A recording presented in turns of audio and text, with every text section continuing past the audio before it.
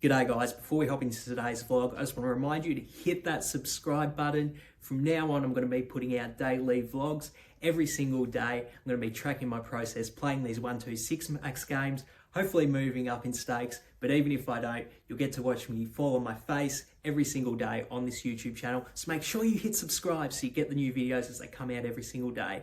For now, onto the vlog. G'day guys, welcome back to the vlog. It's currently 6 AM here in Melbourne, so did have a bit of a sleep in today. I think that's a good thing though. I think my body needed it. I'm actually feeling alright for once. You know what I'm usually like when I wake up in the mornings, but feeling alright today. Gonna get your feet in now and then we're gonna get to the poker. Okay, so it's about 7 AM at the moment, which is gonna be a bit of a later start to me. But despite that, obviously still going to try and get this volume in, get this 1,500 hands for the day out to you guys. In terms of my goal for the session, I'm going for that A-grade game. I think one thing I need to be cautious of this session is to not be too passive in certain spots where it's good to bet for thin value, it's good to mix in a 4-bet, it's good to mix in a bluff as well.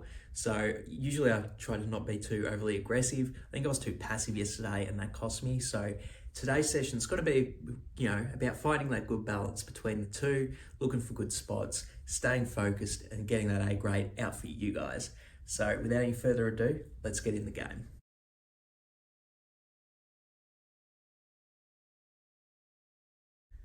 Hey guys, it's about 11:15 AM. I've just wrapped up my first session for the day. Ended up playing a total of 3 hours and 14 minutes for a grand total of 712 hands. Deciding to stop the session now with results of down 995. Obviously that's really bad considering it's over such a short period of time. But as far as my gameplay grade goes, I'm gonna give myself an E today. Today's session was not like yesterday's session. Both of them were big losses, but with this session, I really do feel like it was because of bad play. Whereas yesterday, I just thought it was run bad. With today, I thought it was with bad play. We'll go over an example of one of the hands I absolutely butchered later on in the vlog, but in terms of just playing too many hands pre-flop, calling hands out of position, not check raising when I should have, it was just a bunch of really, really silly mistakes that I know not to make. And to be honest with you guys, it was all because of tilt. Obviously I'm upset that I've been losing over the past few days. Obviously this is the start of a bit of a downswing and I really let it get to me emotionally. I was just calling with hands pre-flop, just trying to hit a flop and win it back. But obviously that is awful and something you should not be doing. So obviously I'm going to have to give myself a really bad grade for today. The only reason I'm giving myself an E and not an F is because I do feel like for the first 2 hours of the session today, I was definitely on my A game. I was playing disciplined and smart, but then it was just like 2 bad beats and it was just like I fell off a cliff and the last hour or so of the session was just absolutely awful. So yeah, obviously very, very disappointed with the results from this session. I'm going to record the bit where I talk about the hands later today, but I don't think I'm going to play any more poker today. I'm just too upset and playing too silly. I'll see if I want to come back to it tomorrow, but I've been going pretty hard at it probably the past month. I don't think I've had a day off from playing poker. Obviously the past week too, I've been vlogging and everything as well. So it's all a lot to deal with. Maybe I'm starting to burn out a bit. I think maybe taking at least the afternoon off, maybe tomorrow as well, might be a good idea for me to just regroup and come back and play my A game when I put in more volume later on in the week.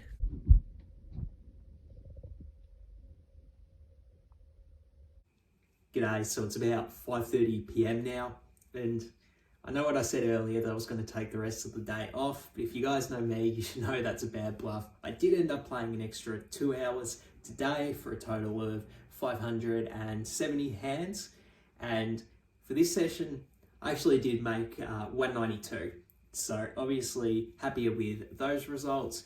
In terms of the session, I'll give myself in terms of the gameplay grade rather, I'll give myself a B+. I do feel like I really did play my A game for those 2 hours that I was playing, but I just wanted to downgrade myself a bit for obviously not putting in a bunch of volume. So emotionally, I'm feeling a bit better after playing a good session at least, even if it was shorter. I I think I still am gonna plan on taking tomorrow off, but trying to keep me away from poker, you know, sometimes it doesn't quite work out as you saw this afternoon. So my plan for now is to not play tomorrow morning, but we'll see if I stick to it. As I mentioned in the morning session, I absolutely butchered some hand histories. I wanted to give you an example of one hand that I played absolutely awfully. And part of the reason I wanted to do this is just to show you guys, when you do play whilst you're on tilt and you do let things like losses and bad beats, when you let them get to you, your thought process behind playing the hands can just become completely illogical, and you can just totally dump as a result of just the psychology change you do have when you're on tilt. So this is probably going to be pretty embarrassing for me, admitting that I played a hand like this, but at the same time, I hope you guys can learn a lot from it, and I hope I can learn a lot from it too, because I need to not do this stuff again. So the low jack goes ahead and limps, and the action's on me in the hijack, and I have pocket twos. Now the correct move here with pocket twos, the move that makes sense, is to just go and fold. In fact, this is a very trivial, easy fold that just takes absolutely no thought. It should just be an automatic fold. Like I mentioned though, I was on tilt at this point of the session. I just copped a bunch of bad beats in a row. I was letting it affect me. I was letting it affecting my psychology and my strategy.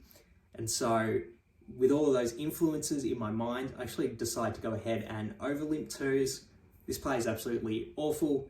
If you do want to have an over limping range in the low jack, I think that's fine. In general, I play raise or fold usually, rather than having a limping strategy, just because it does get a bit complex. But if you do want to have a limping strategy in the hijack, you're going to need to be way tighter than having a hand like pocket twos, like maybe a hand like, you know, pocket eights through pocket tens, maybe an ace jack suited, something like that. Those type of hands I could kind of get behind, like over limping, but pocket two, if you do have an over limping range, like pocket two should not be in that range at all. It is an awful hand to play in a multi-way pod. You get set over set. It's, you know, you're going to have to play out of the position most of the time, because usually someone between you and the button's going to come in as well. So this is just highly not recommended.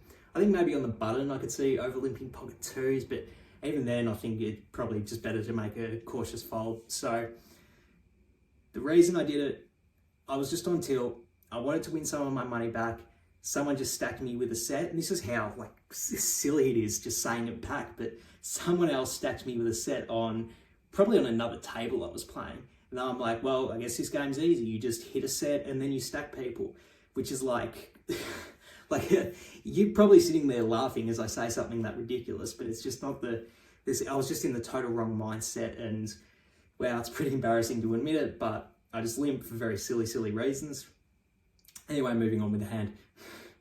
The action gets to a button, an unknown button. They raise it up to 10. Then the small blind, another unknown player calls. The big blind, unknown calls. The original limper calls. Then the action's back on me with my pocket twos. Whilst I do think over limping pocket twos in the first place is an absolutely awful mistake, I think once the action gets back to me and I'm closing it, I know that no one's going to squeeze behind. I think I just have to sort of go ahead and call to set mine here. That's what I go ahead and do. So we end up going 5 ways to a flop. And the flop is Queen, Jack, Deuce, all clubs. So we do hit our set, which is pretty fortunate, but it is on a monotone board. So we do lose 2 if anyone's flopped a flush. So the action checks around to me. I check obviously to the pre-flop aggressor, and then they go ahead and c-bet 30 into 50. Then the 2 blinds fold, and then the original limper in the low jack calls the 30. So the action's on me here, and I think I have 2 options. I think I can either call and just play a bit cautious. I am somewhat concerned that either the button or the low jack could have flopped a flush. So there's definitely good reason to just play it cautiously, try and boat up, let them keep betting a worse hand for value, let them semi-bluff on on the turn, etc. I think there's a lot of merit to just calling the 30, but the other option would be just to rip it all in. I can't really raise an amount less than all in. There's already 110 in the pot, and I started with 200. So yeah, I think it's either a flat call or a raise all in. I decided to raise all in, which I'm actually not that disappointed with that move. You do get to potentially get value if the person on the button calls with an overpair with a club, something like that. If either player could actually have Queen Jack as well. So I actually probably get to stack that hand, by ripping it all in here. Obviously, with so many people in the pot, the likelihood that someone did flop a flush is a bit concerning, but I don't think ripping it in is a huge mistake. Like I already said a while back, the original limp is the biggest mistake I did make in the hand. But regardless, I did rip it all in, and then both the button and the low jack called the all in. So we got 3 ways all in, and the button shows King 10 of clubs. So he flopped the king high flush, but then the low jack shows ace 5 of clubs.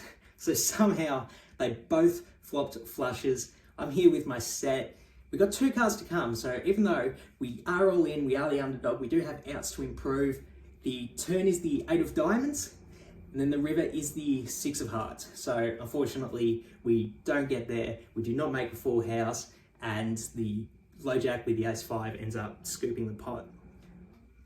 And the thing to learn is don't go on tilt, and if you do go on tilt, just leave.